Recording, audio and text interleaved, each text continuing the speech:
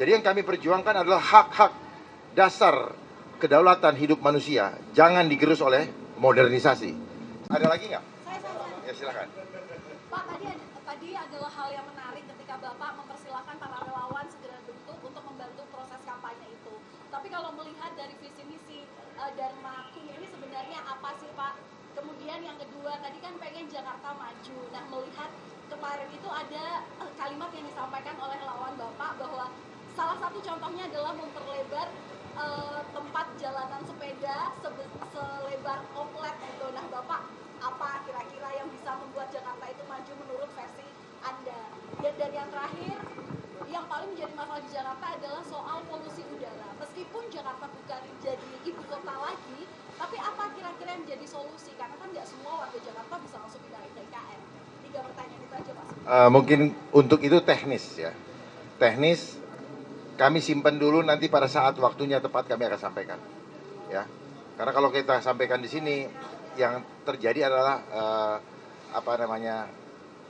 silang pendapat satu dengan yang lain. Oh ini begini, ini biarlah itu menjadi ini ketika kami debat nanti. Visi misi Pak. Visi misi tadi, ya visi misi bisa dilihat di KPU sudah kami buka, ya bahwa visi misi kami adalah menjadikan Jakarta sesuai dengan RPJP daerah khusus Jakarta, menjadikan Jakarta pusat perekonomian nasional dan kota global yang mandiri, makmur, harmoni, dan beradab. Itu. Maknanya apa? Bahwa kami mementingkan perlindungan manusia dan pemberdayaan manusia serta melindungi keselamatan jiwa. Jadi modernisasi boleh, tetapi jangan menggerus manusia. Sampai di sini paham? Seperti yang selama ini kita sibuk mempersoalkan kenapa banyak yang di PHK. Modernisasi tidak boleh menggusur, menggerus kehidupan manusia. Ya. Paham ya? Supaya paham ini maknanya. Jadi yang kami perjuangkan adalah hak-hak dasar kedaulatan hidup manusia. Jangan digerus oleh modernisasi. Jangan teknologi menggerus manusia. Jangan pembangunan infrastruktur menggerus manusia. Tempatnya banyak, tetapi tidak ada penghuninya. Karena hanya jadi investasi untuk dijual. Sementara banyak manusia yang tidak punya tempat tinggal. Itulah concern kami. Nanti kami sampaikan. Kami berpikir ke bawah, bukan pergi ke atas. Ya. Izin saya Fadil dari Kumparan ingin bertanya. Oh, Salah Kumparan. satu lawan Bapak juga menyinggung bahwasannya nantinya ingin mengubah kota Jakarta Utara itu nanti seperti Dubai. Saya udah paham tadi, makanya saya bilang mereka berbicara ke atas, saya bicara ke bawah. Kepentingan siapa yang diusung? Saya berpikir untuk kepentingan adik-adik yang belum punya rumah, minimal punya rusunawa.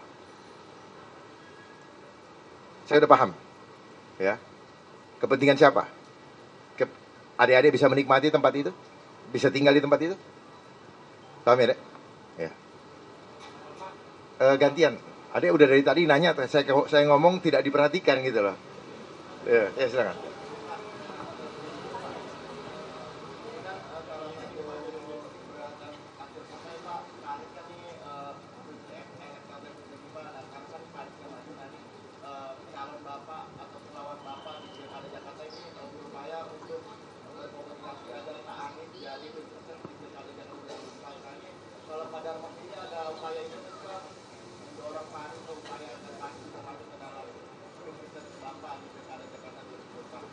Ya, pada intinya begini, siapapun yang mau berjuang untuk rakyat, mari bersama-sama. Siapapun. Jadi tidak eksklusif siapa dia. Siapapun mari. Supaya apa? Yang kita perjuangkan ini bukan buat saya, bukan. Saya berjuang buat adik-adik semua dan keluarganya. Makanya kalau pada bergabung, yang saya perjuangkan harus ada di dalam hati bahwa adik-adik sedang berjuang untuk keluarganya, bukan buat saya. Sampai di sini paham? Supaya kita menggerus hal-hal pragmatis di dalam kehidupan ini. Jangan tanya kepada saya dapat apa. saya jadi pengemudinya, silakan naik ke mobil. Tapi bekali dalam perjalanan dari Jakarta ke Bandung. Nggak mungkin saya yang bekali dong, karena kami independen. Sampai di sini paham? Ini saya maksud saya seperti itu. Mari kita bangkitkan jiwa-jiwa patriot pembela bangsa. Jangan hidup dengan pragmatis lagi. Sudah cukup selama ini. Ya. Bapak izin yang soal jalur sepeda tadi belum disampaikan Bapak. Ya? Soal jalur sepeda yang tadi belum disampaikan. Gini, saya tidak mau buru-buru gaya-gayaan ngomong gitu loh.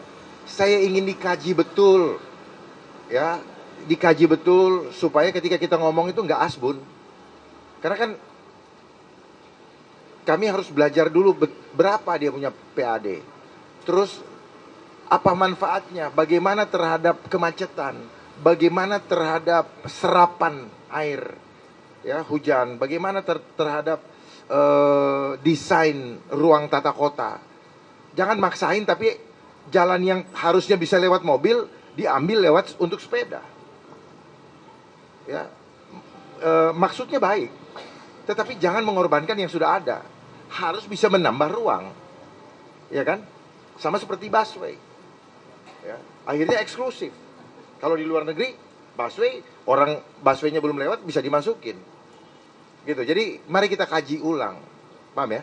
Namanya redesign tata kota. Nanti pelan-pelan. Dan banyak hal lagi. Ya.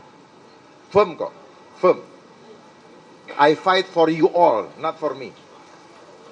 I fight for you all, not for me. Ya, and you can prove it. Ya, mari. Ide. Untuk meyakinkan teman-teman yang ingin mendukung Bapak, bagaimana tanggapan Bapak untuk masyarakat yang barangkali masih punya keraguan atau bertanya-tanya terkait legitimasi Bapak, legitimasi pencalonan Bapak di Pilkada DKI Jakarta? Gak usah pusing, mereka ragu gak usah pusing. Nanti ketuk keluar dari mulut ke mulut, waktu akan menjawab. Karena keraguan itu karena belum tahu, atau ada yang membuat mereka ragu. Jadi tenang saja, kekuatan Tuhan akan membuat orang menjadi sadar. Ya, mereka mungkin nggak mengenal saya, tetapi Tuhan akan memperkenalkan saya kepada mereka. Terima kasih.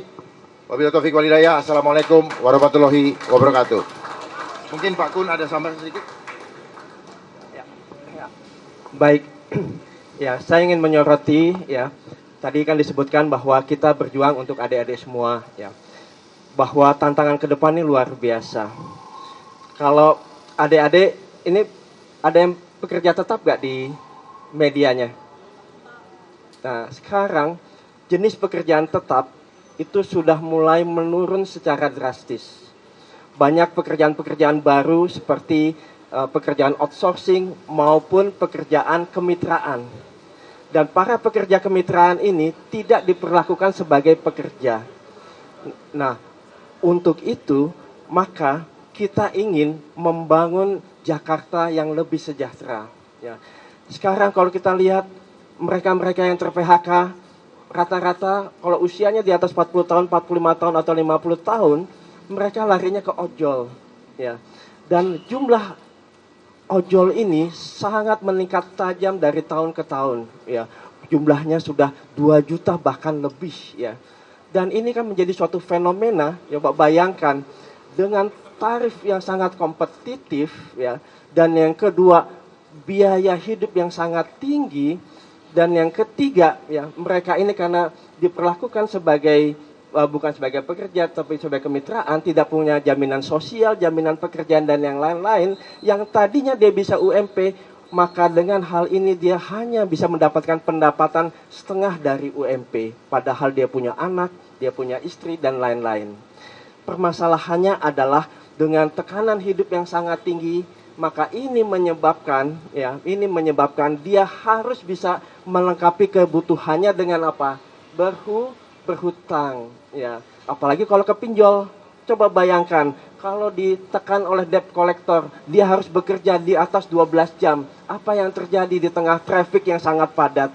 Kecelakaan. Pertanyaannya adalah kalau terjadi kecelakaan, dibegal ataupun motornya hilang, siapa yang mau tanggung jawab?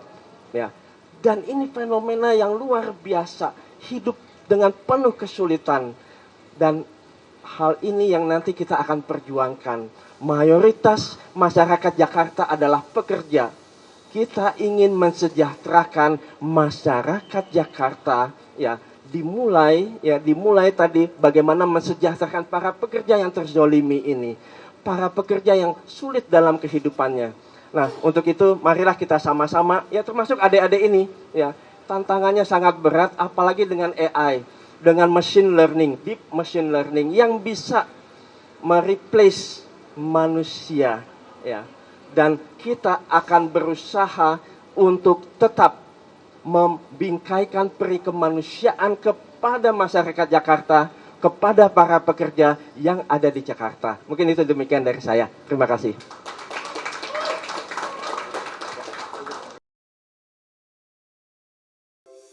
Di antara banyak sumber informasi, kami layak dipercaya.